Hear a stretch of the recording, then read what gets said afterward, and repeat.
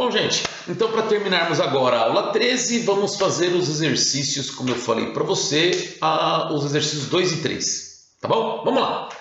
A questão 2, lembre-se que tinha sido dado um enunciado, todo ele literal, não tinha desenho nenhum. Então, a primeira parte difícil desse exercício era você conseguir fazer o desenho. É a primeira parte do exercício. Fazer o desenho, né? E o que acontece para poder fazer esse desenho? Você teria mais ou menos essa figura. Ó, o ponto E é um ponto exterior da circunferência. Você desenha uma reta secante EA e ele fala para a gente que o ponto B também pertence à circunferência. Então ele fala que EBA são os pontos da primeira reta. Ele fala também que você tem ED, e sendo que o ponto C e D pertence à circunferência. Então, ele começou falando isso, que EBA e CD são duas retas secantes com os pontos B, A, C, D pertencendo à circunferência. Segundo ponto, ele diz que você vai desenhar uma corda AF. E a corda AF intercepta o segmento CD num ponto G. Então, este é o desenho que ele está propondo, tá bom? Agora, ele te dá na sequência algumas medidas. E quais são as medidas? Vamos lá. EB mede 5, BA mede 7, EC mede 4, GD mede 3 e AG mede 6. A pergunta do problema é quanto mede GF, né? Bom, vou fazer o seguinte, eu vou chamar esse GF que ele pediu para achar de X e vou chamar o comprimento CG de Y, ok? Bom, o que eu vou começar pensando para resolver este problema? Eu percebo inicialmente que como ele falou para nós que o E é um ponto exterior, eu posso usar a propriedade da potência de um ponto exterior.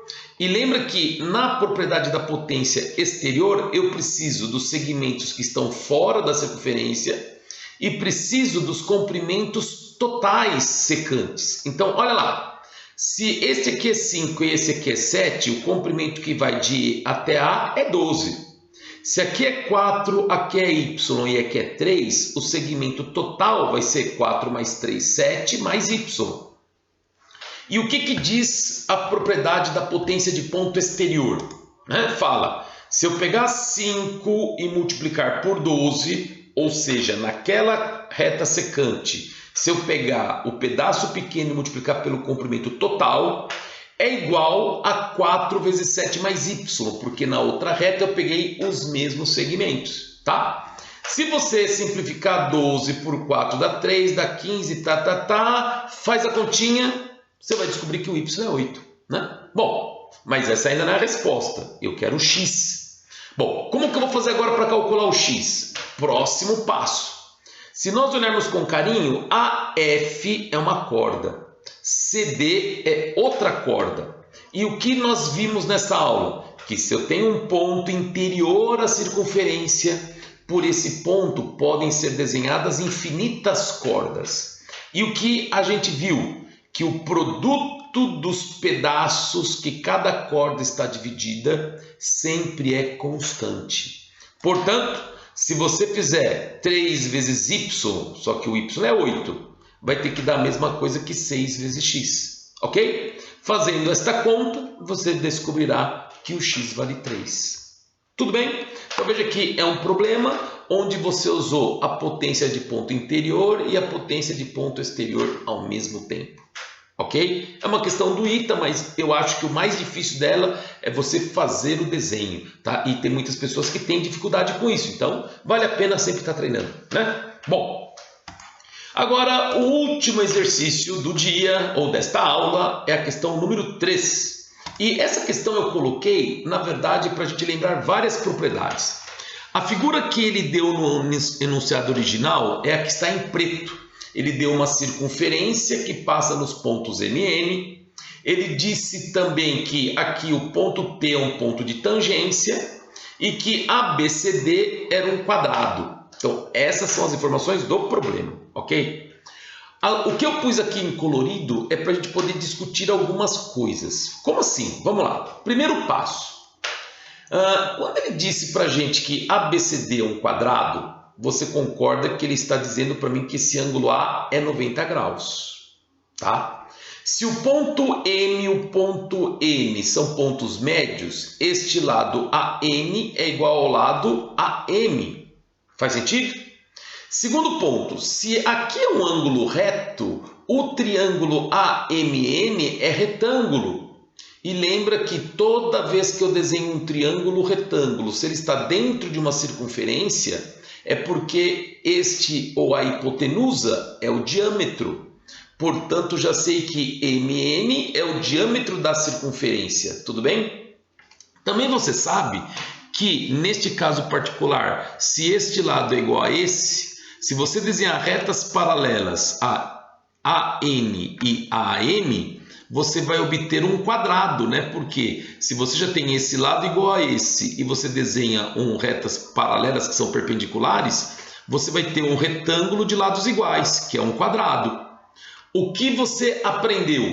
Que num quadrado as diagonais têm o mesmo tamanho, são perpendiculares entre si e se dividem nos seus respectivos pontos médios. Portanto, quer dizer que esse cara aqui, ó, que seria o cruzamento das duas linhas, ele faz parte da diagonal deste quadrado, ok? E este quadrado, como ele tem lados paralelos ao quadrado maior, ele é semelhante. E, portanto, esta diagonal menor faz parte da diagonal maior AC.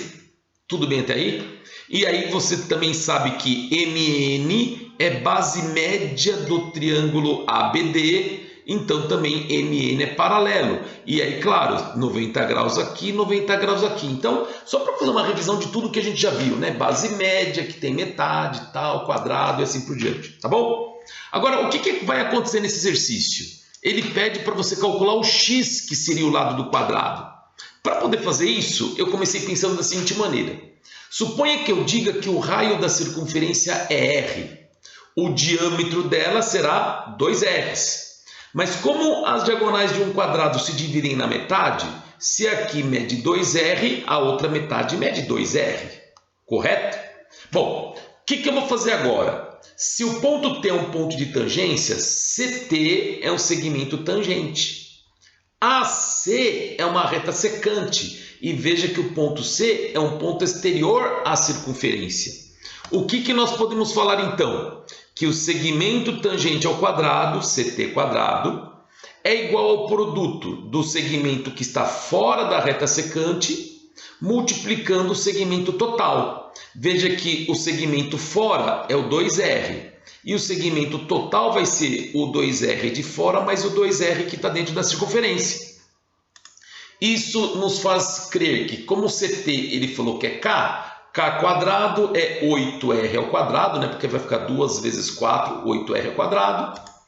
Se nós queremos achar o R, eu passo 8 dividindo e tiro a raiz quadrada. Veja que isso vai nos fazer saber que o raio é K raiz de 2 sobre 4. Tá bom? Mas o professor não pediu o raio da circunferência, pediu o lado do quadrado. Tá bom? Como que eu termino? Simplesmente lembrando de uma aula que a gente já aprendeu, que é assim.